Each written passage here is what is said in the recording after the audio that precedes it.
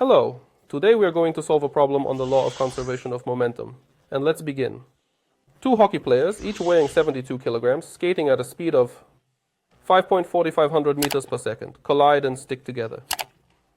What will be their velocity after the collision if the angle between their original directions was 90 degrees? In this problem, we have to find the velocity after the collision of these hockey players. Let's denote it as v2, because we know the velocity of v1 before we start. It's 5.4500 meters per second. Two hockey players skate at the same speed, it can happen, and each hockey player has a mass of 72 kilograms.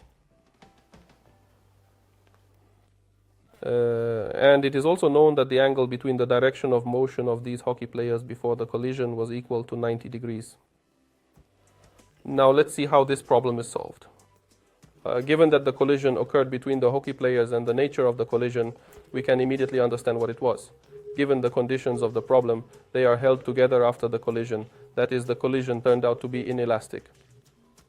And therefore the velocity of these objects will be common for both of these bodies.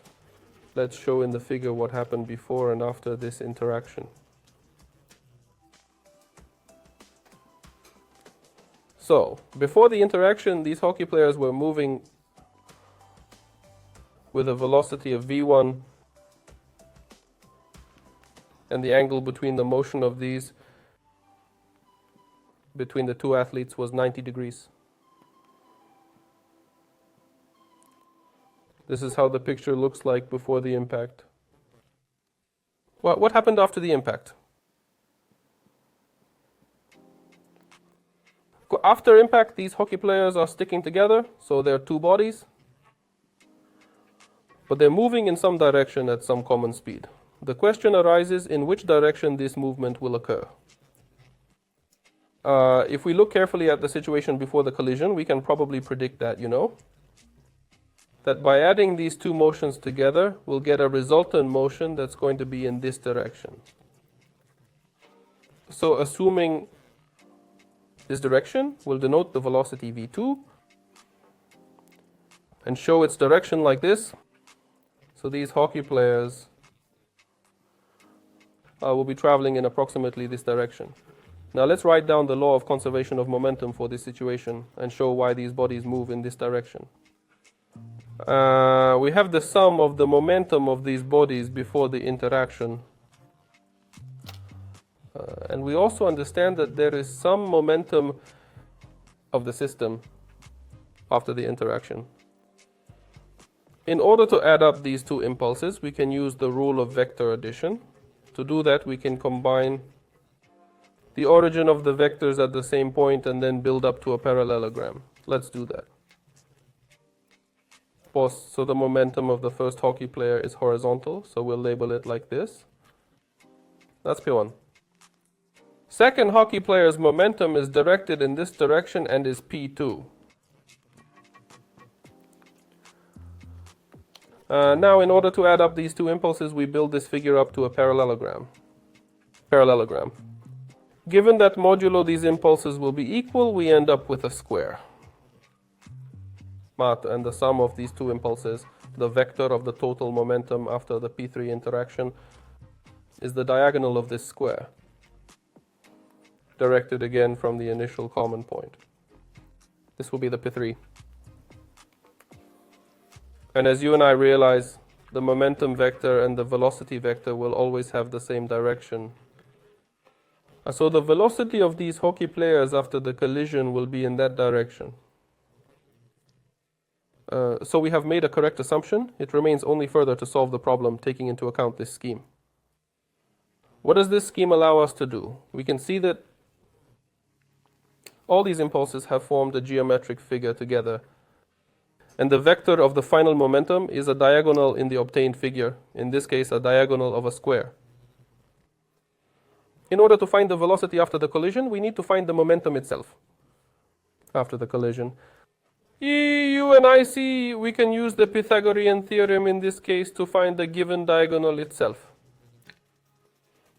And you and I know from the Pythagorean theorem that the diagonal of a square is the sum of the squares of the cathetes under the square root.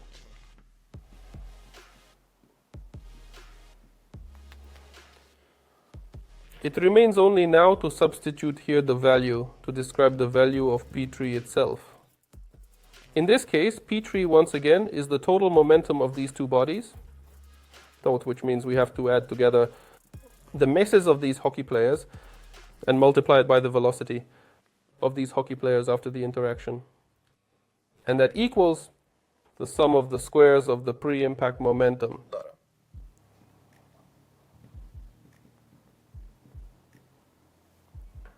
That's the velocity v1. And now with the simplification, we can get the expression. The root of 2, m1 squared and v1 squared, squared. We can see that we can take m1, v1 out of the root. Let us then rewrite what we get. Here we also get with you the sum of the two masses. It turns out to be 2m1 multiplied by v2. And here we get m1. v1 times the root of 2. This is the expression we get. What remains now is to do the calculation in terms of math. We see that we can reduce m1, and from here we find v2.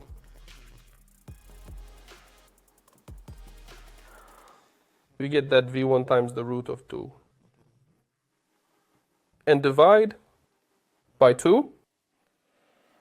After the calculations, we get a value of approximately 3.86 meters per second. That would be the velocity of these athletes after the impact. It has decreased, as we can see, and in this case it is obvious because the impact was inelastic, and this indicates that energy losses still occurred. Thus we can solve the problem with the help of vector momentum diagram when the direction of velocities is not on one straight line, but makes some angle with each other. Therefore, in this case, it is obligatory to reinforce this diagram. This is my farewell to you, and I will see you in our next lessons. Goodbye.